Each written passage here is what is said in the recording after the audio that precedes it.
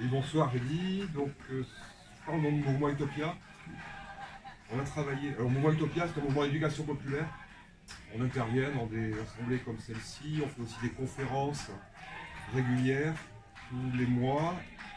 Et elles sont visibles ensuite sur Internet, sur le site mouvementutopia.org. Vous pouvez les revoir. Il y en a qui sont passionnantes. Et on a travaillé pendant 2 ans, Bernard, qui est là, sur le thème des migrations, sur pourquoi il y a des migrations. Donc il y a plein de choses qui ont été dites. Je pense que ce que tu viens de dire raconte plein de choses sur ce contexte qu'on pourrait insérer à l'occasion dans votre bouquin qui va paraître en septembre, comme j'ai dit. Donc on s'était mis d'accord et je vais plutôt parler des solutions aux problèmes qui ont été évoqués tout à l'heure, donc sur le racisme, sur le pillage des ressources, en étant peut-être un peu plus large. Donc, autour de 4 thèmes, notre composition s'articule. Une autour de la déconstruction de l'idée d'ingérence. Ingérence humanitaire, tout ce qui nous a été vendu par Kouchner, les French Doctors, etc. Donc on nous habitue à, nous l'Occident, les bons blancs, les civilisés, les mots qui vont bien. Depuis des décennies, la notion a été inventée dans les années 70. Et donc c'est toutes ces notions-là qu'il faut déconstruire. Et ce qu'on propose concrètement, c'est pour travailler là-dessus, c'est de limiter les interventions occidentales, on va dire, aux crises humanitaires quand elles sont avérées et sous contrôle de l'ONU. Donc ça, c'est une première proposition forte. Et la deuxième, c'est autour évidemment des ventes d'armes. Donc il y a très récemment, on médiatise la situation du Yémen. Il y a plein de choses qui se passent là-bas, mais pas que. Donc ce qu'on propose, c'est clairement l'arrêt des ventes d'armes et de la production, avec une reconversion de l'industrie qui va avec. On parle de 70 000 emplois en France qui sont liés à la production d'armes, et donc à la reconversion vers des trucs écolos, enfin tout ce qu'on veut, des éoliennes, des vélos électriques, des voitures à pédales, etc. Il y a plein de choses, on a plein d'imagination là. Donc premier axe, c'est cette notion d'ingérence et réallouer, donc c'est revoir ces conditions d'intervention. Deuxième type de proposition, c'est autour de la politique commerciale. Tu l'as évoqué sur le pillage des ressources, mais pas que. Donc la politique commerciale de l'Europe, elle est aujourd'hui toujours à l'exportation subventionnée de denrées alimentaires. On va les envoyer en particulier en Afrique, c'est ce qu'on a regardé de plus près. C'est ce qu'avait démontré également Marc Dufumier dans son livre qui s'appelait Malbouffe au nord, famine au sud, ou l'inverse. Et donc on envoie les poulets du Sénégal qui ont disparu parce que les poulets qu'on envoie, ils sont moins chers. Ils sont beaucoup plus dégueulasses parce qu'ils sont nourris au miaïs transgénique éventuellement, ils sont trempés dans les antibiotiques, enfin tout un tas de saloperies. Et donc les productions locales, elles disparaissent. Donc c'est tout ça qu'il faut modifier. Donc arrêter la subvention à toutes ces exportations occidentales, en particulier européennes, puisqu'on peut agir à notre échelle dans ce sens-là. Et tout ça en protégeant l'économie locale, j'y reviendrai. Troisième axe, c'est ça c'est un retour qui est peut-être un peu plus général, c'est ce qu'on a appelé changer nos modes de vie prédateurs. Donc ça rejoint tout à fait le pillage des ressources naturelles. Alors tu as développé l'exemple de l'énergie, mais il y en a d'autres. Hein. Il y a les mines au Congo, au Zaïre, etc. Tous ces pays qui sont encore sous tension, comme tu l'expliquais très bien. On entretient des conflits militaires pour pouvoir garder la main sur ces exploitations minières. Donc toutes les notions d'extractivisme, donc ça, il faut vraiment qu'on réfléchisse à nos modes de développement utilisés. Alors, parler de voitures à pédales, c'est par exemple, mais les solutions low-tech vous passent pas contenu technologique, c'est de toute façon des choses vers lesquelles il faudra aller, parce que quand on réfléchit 10 minutes, on s'aperçoit bien que les ressources pour faire nos smartphones, elles vont pas durer des décennies encore, parce qu'on n'est pas très bon en recyclage en plus. Deuxième élément sur ces modes de vie prédateurs qu'il ne faut pas oublier, on va développer aussi, c'est le tourisme. Le tourisme de masse vers les pays du Sud, l'Afrique, l'Asie du Sud-Est. C'est parfois du tourisme sexuel, mais pas que. Il y a aussi, on construit des clubs med, et on fait travailler éventuellement des populations locales, mais on envoie aussi nos gentils organisateurs pour encadrer tout ce monde-là. Et on va alimenter les marchés locaux, etc., faire du tourisme un peu folklorique.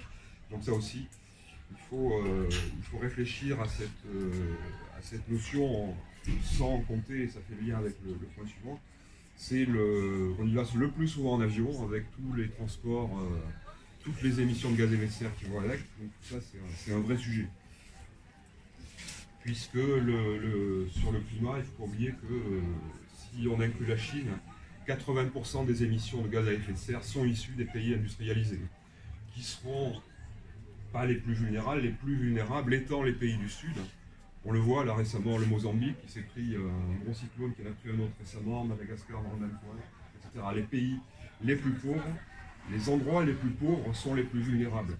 Même aux États-Unis, on se souvient de Katrina, l'ouragan il y a une dizaine d'années, qui a fait partir et qui a détruit les habitats les plus précaires, donc des populations noires. Atlanta a été une ville très majoritairement peuplée d'Afro-Américains qui, plus pauvres, étaient dans des habitats plus précaires et qui ont été détruits par le cyclone. Donc on voit que même dans les pays riches, les plus pauvres sont les plus vulnérables aux futures crises climatiques.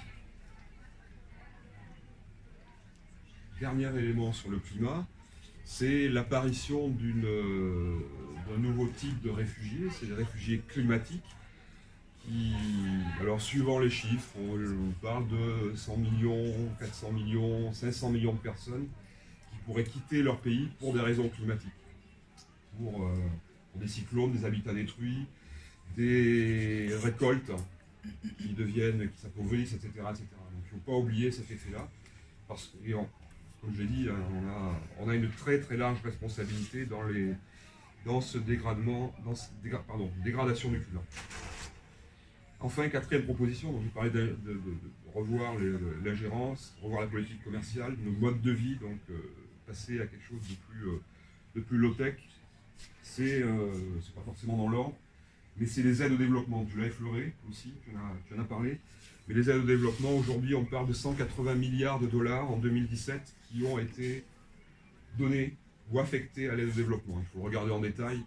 Il y a l'aide à l'industrie, tu l'as démontré, donc je ne vais pas y rester, y revenir là-dessus. Mais nous, ce qu'on propose, c'est de privilégier l'humain et pas les marchés de nos entreprises. C'est pas le but.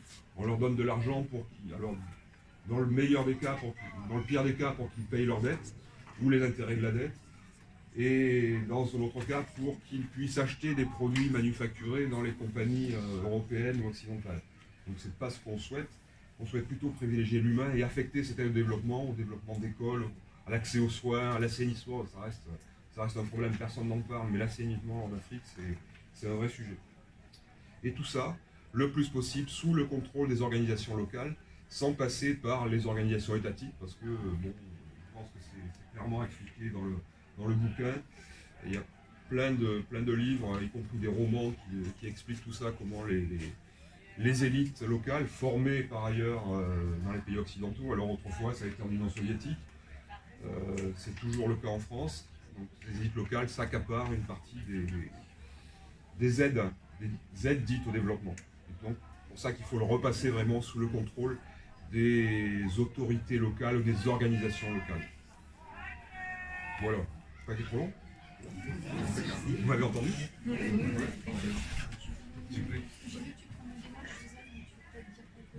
Moi je dis un texte. Bah, tu peux dire un texte, après peut-être que.